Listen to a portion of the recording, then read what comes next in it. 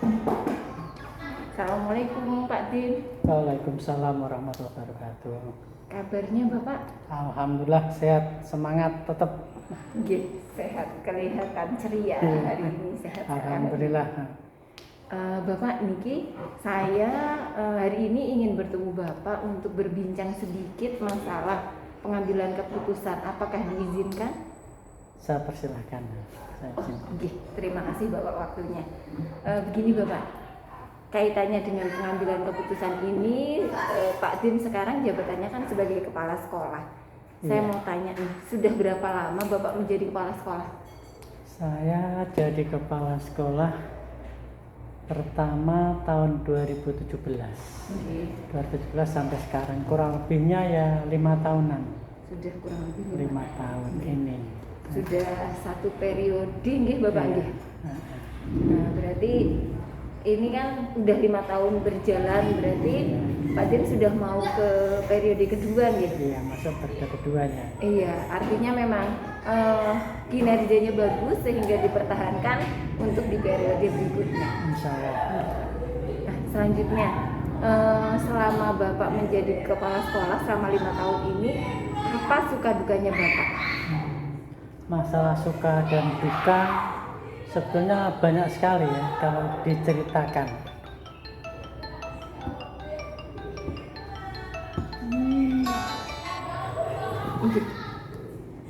Jadi kalau masalah suka dan duka itu ya banyak sekali, tapi saya sampaikan yang kecil-kecil saja lah.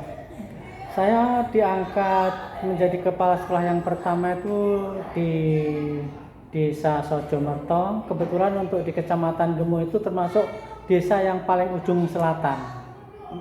Kurang lebihnya saya harus menempuh setiap harinya 1 kali jalan itu 8 kiloan, 8 kilometer. Jadi kalau PP itu ada 16 kilometer kurang lebihnya. Lumayan jauh berarti gitu. Nah, tapi saya juga ingat apa yang disampaikan oleh Pak Korwil, karena dengan jarak yang jauh, nanti saya di tengah jalan banyak menemui pengalaman-pengalaman, pemandangan-pemandangan. Itu yang saya sempat disampaikan pada saya, sehingga bisa memotivasi saya nanti dalam melaksanakan tugas. Insya Allah saya disertai dengan rasa yang senang gitu. Itu sukanya itu. Dukanya juga ya ada, dukanya jelas ada, seperti kalau hujan ya kehujanan, kalau panas ya kalau jaraknya dekat kan bisa dikatakan waktu tempuhnya kan sedikit, misalnya kehujanan tidak sampai klebes, misalnya kepanasan tidak sampai berkeringat ya. Tapi kalau 8 kilo itu kan itu belum kalau nanti terhalang oleh kereta. Kalau terhalang kereta bahkan waktunya lebih panjang lagi, apalagi keretanya sampai 2 kali bersimpangan itu. Itu salah satu suka dan dukanya. Tapi untuk itu ya insya Allah lebih sukanya lah, lebih sukanya, sehingga saya bisa kerasan di sana. Ternyata seperti itu. Oke, berarti kan apa Pak, mengambil sisi positif dari segala peristiwanya gitu Pak. Kita ambil positifnya. Nah, selama Bapak menjadi kepala sekolah ini pernah nggak sih Pak menemuin tantangan menurut Bapak itu yang paling berat nih selama menjalani tugas? Ada ya, ada. Pernah tuh pengalaman saya jadi kepala sekolah ya, yang namanya uang bos itu kadang-kadang sok datangnya, cairnya itu kadang-kadang sok terlambat. Padahal yang namanya kebutuhan di sekolah itu kalau harus cukup saat itu ya harus cukup saat, tidak bisa ditunda. Nah, itu kalau pas saat itu kok bos belum cair, padahal harus dicukupi kebutuhannya, itu saya ada solusi diadakannya tabungan siswa lah. Tabungan siswa ini tujuan saya bisa saya gunakan untuk sebagai dana talangan, istilahnya dana talangan. Nanti pada saat bos belum cair saya bisa pinjam uang tabungan, nanti pada saat bos cair saya kembalikan lagi kepada tabungan. Tapi tantangannya juga besar, karena teman-teman Bapak Ibu guru itu tidak sama semuanya. ada yang seperti A, ada yang seperti B. Nah itu. Jadi ya ada yang baik, ada yang kurang baik, itu terus terang saya sampaikan seperti itu. Jadi ini sebagai tantangan saja lah, tantangan saja.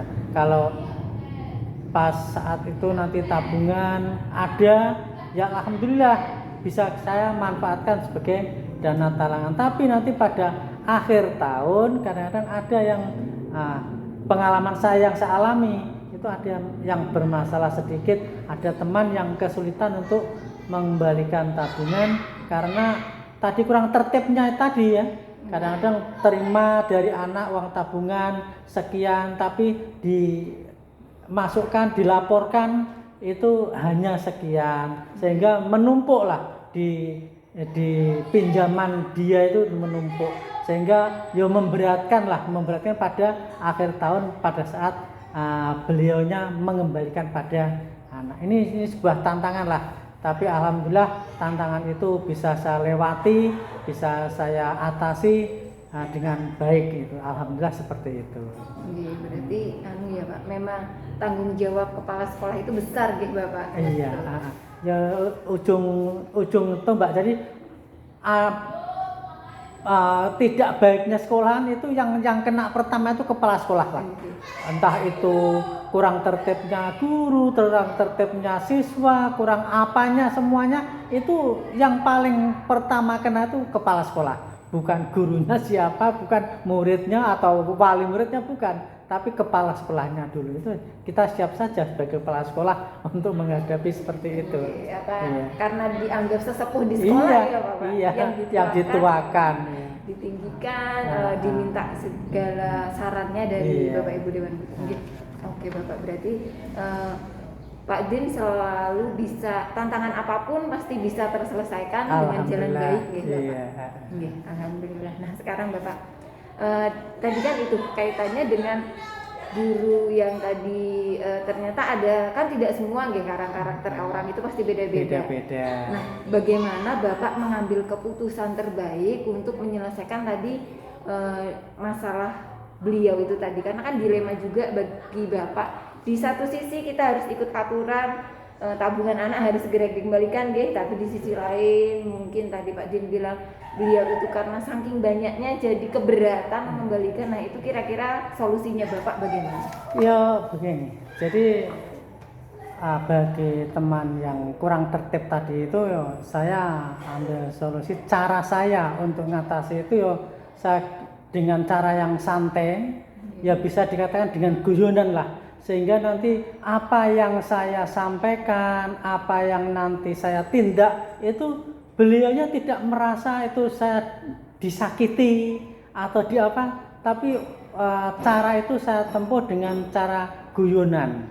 Artinya guyonan itu seperti dia tidak terasa kalau sedang saya ingatkan, tidak terasa kalau saya misalnya dia punya pinjaman saya tagih, tidak terasa itu seperti itu.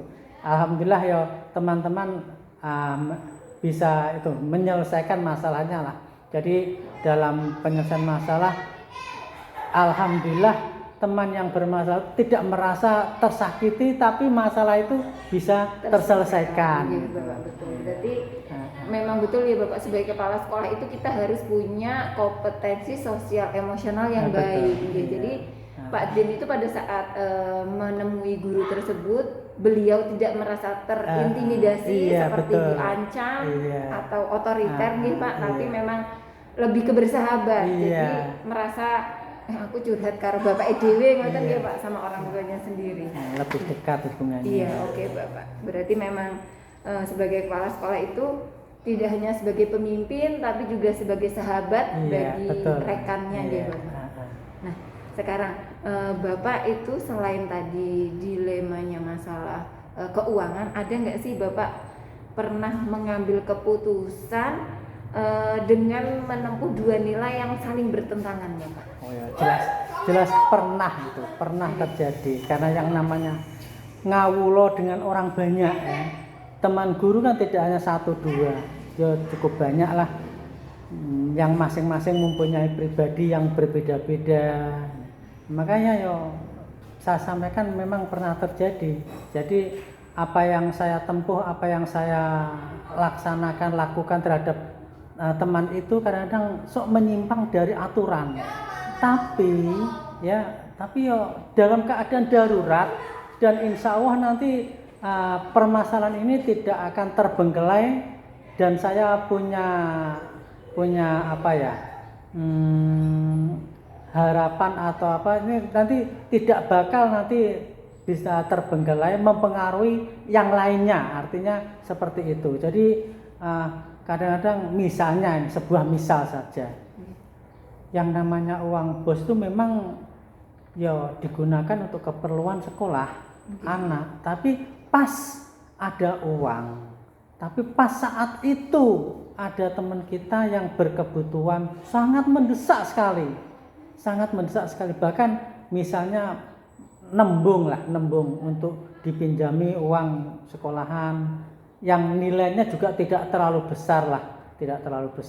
Saya bisa mengukur kemampuan dia dengan pinjam sebanyak itu, kemampuan pengembaliannya bagaimana, itu kan bisa saya ukur. Jadi saya tidak mungkin kok meminjamkan kepada orang yang tidak dapat dipercaya, kemudian nanti sampai pengembaliannya sulit, itu ya tidak akan saya lakukan. Jadi memang aturnya tidak boleh digunakan untuk itu, tapi dalam keadaan darurat, dan itu nanti saya yakin bisa selesai dengan baik, ya dengan terpaksa lah, dengan keadaan yang darurat tadi saya pinjamkan uang itu, tapi dengan catatan atau perjanjian lah antara saya dan beliaunya saja.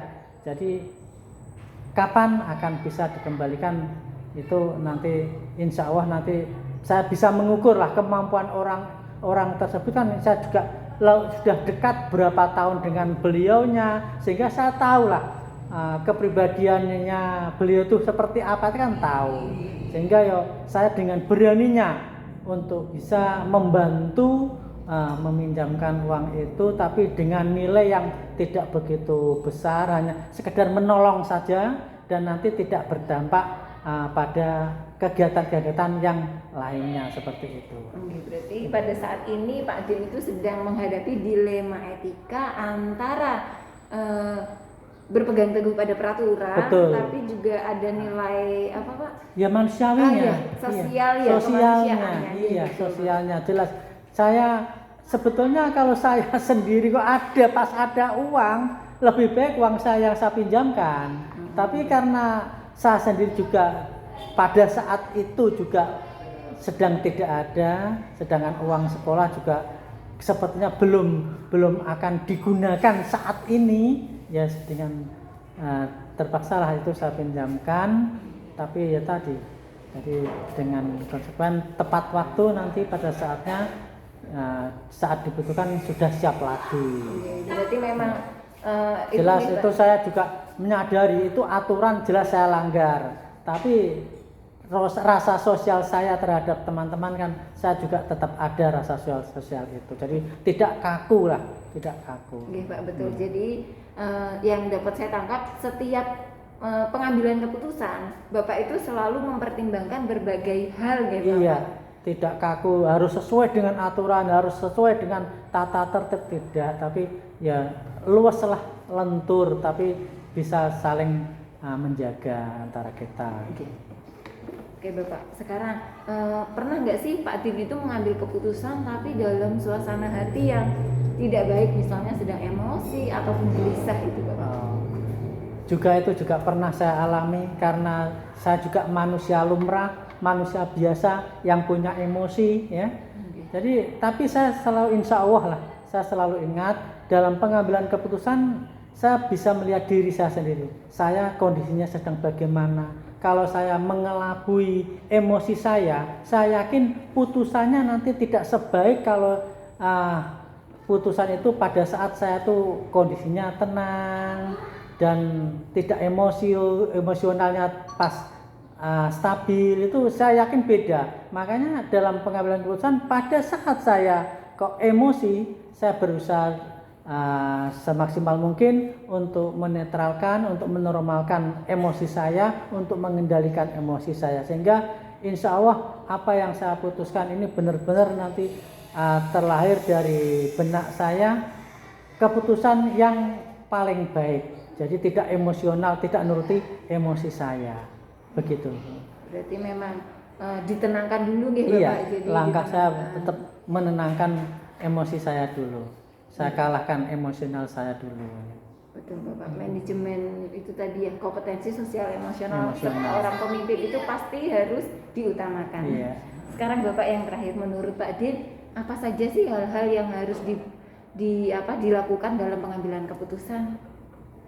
Dalam pengambilan keputusan juga kita terutama kan dalam sila Pancasila kan sila keempat, dalam pengambilan keputusan tuh harus dengan musyawarah.